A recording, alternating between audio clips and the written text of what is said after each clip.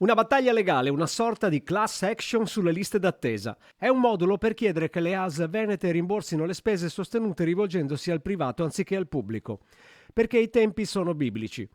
L'iniziativa è quella lanciata da Codacons Veneto assieme all'associazione Articolo 32, specializzata nella tutela del diritto alla salute. La piaga non è solo veneta. I dati forniti dalla Ragioneria Generale dello Stato mostrano come in Italia la spesa sostenuta per prestazioni sanitarie private è passata dai 28,13 miliardi di euro nel 2016 ai 37,16 miliardi nel 2021, con una crescita del 32%.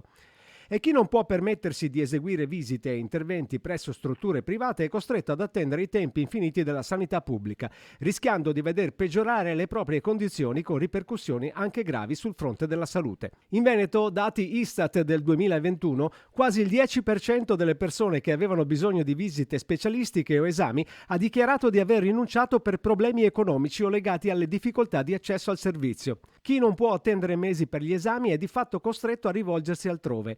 Un inadempimento intollerabile per Codacons. Per questo è necessario che le aziende sanitarie rimborsino i costi sostenuti. Il modulo è disponibile nel sito dell'associazione.